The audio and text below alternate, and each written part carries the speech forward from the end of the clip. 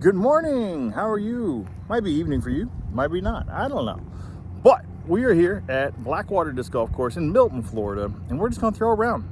We'll do some catching up during the round. I know. I've been gone for a little bit, but we'll do some catching up during the round and have some fun. Let's take a look at this brand new course. Maybe see what's currently working on in the bag during this quote unquote off season. Let's get to it. What's up, everybody? Welcome back to the channel.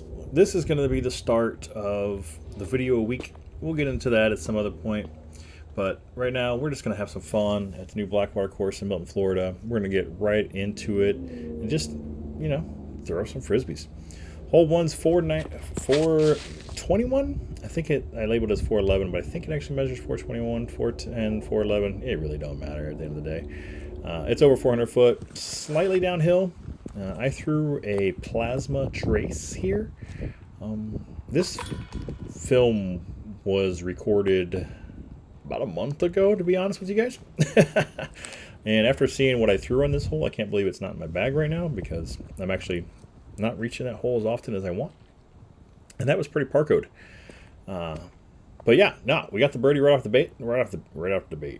gate. And already Rob can't talk. English is hard. First video of the year, already rambling. Hole 2, we got a Insanity here.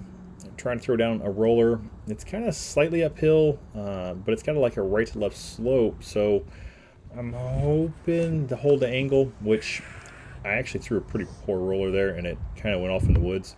And it looks like I did not record the upshot. But this is where it landed, about 25 feet. I got my Nomad. I threw my Nomad for my upshot. I have Nomads that I'm putting with. We'll get into the Nomads in more and more. You're going to see I really lean on my Nomads. But hey, we saved our par. But it's playing a little over 500 feet up that hill. So I'm happy with par there. I think I've gotten the circle to maybe once or twice with a roller. It takes a heck of a roller to get there. I've watched Oakley put it about 20 feet.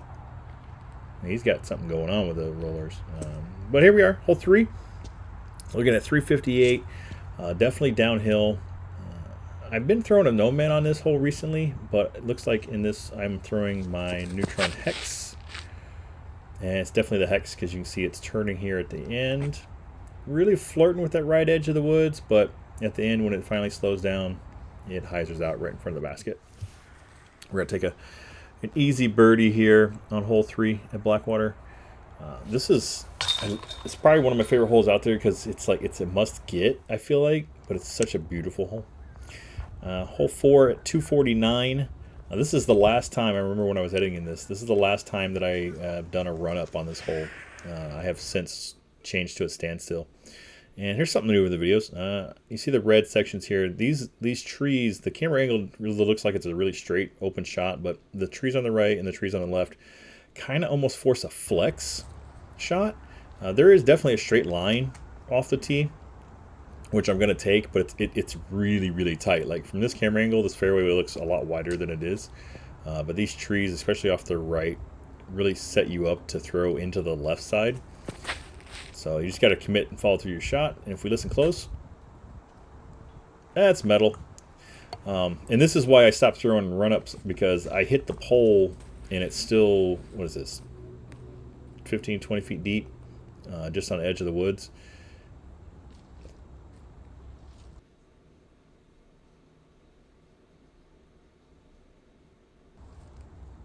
Yeah, so we're back here at the edge of the woods looking to try to save a birdie here. We should definitely make this putt. But yeah, that's kind of why I stopped throwing run-ups here. I figured standstill 250 with a putter. That's right in my wheelhouse. It's something I used to do a lot, and I just need to get more and more comfortable with that. So we get the birdie on 3 and 4, sitting at 2 down. Hole 5 is 351, where I'm going to stand and point. Forgive the black blur that you see down there, but that's me pointing. We're looking for the hyzer. We got to miss these. There's our gap. We got to miss mainly the trees on the left. They really stick out as you go around the corner. And you want to hug that corner, though, because if you go too far, that back wall will creep up and grab your disc. So you got to hug that left side, but also those trees are leaning from left to right. So I have my Prism Pyro here. It's a little more stable than my reactor. Not a super overstable mid, but stable enough, and it gets really nice skip. I definitely didn't get that high enough. As you can see, I kind of don't know, and this is what it ended up being. It's sitting in circle 2. I didn't get it high enough, so I didn't get that forward penetration as much as I wanted. So I'm sitting here with a long spin putt. You guys notice, long-time viewers know that once I start getting outside the circle, further I get outside the circle, the more I lean on this more like Anheuser Yuli hybrid spin putt thingy. I don't know which one I call it, but it's weird. Great height, great speed, wrong line. So we'll settle for the par there. Hole 6, we got a par 4. It's 484. This is going to be a 90-degree left-hand turn. The wall of trees that you can see down there, we want to go directly left at that wall of trees that's straight out in front of us. I got my pyro in my hand again. We're going to try to just get in the center of the fairway. Anything left where it's going now is gotten a lot more open than it used to be when it first came in. But anything left, we can get down the fairway. As you can see, I'm going to pan back to the tee pad. So that's how much of a turn we made from the tee pad. And you can see if you get in too tight left, though, you were definitely in jail. But from here, we're looking through the basket through woods. Yeah, I did mark it with a green dot. Awesome. Good job editing, Rob. Thank you. We pushed a little too far against the wood line. So I'm kind of pinched to try to do a sidearm to the right. So I think, if I remember correctly, I'm going to reach for my really beat up Electron Envy. Yep, that's exactly what I got. I got the Electron Envy. I'm going to look for a high Anheuser. This is a shot that I've been working on. I love throwing Anheisers anytime I can, but this is going to kind of be like an air bounce Anheuser, because I really got to focus on not going too straight. I really want to commit and have the disc glide to the right as much as possible.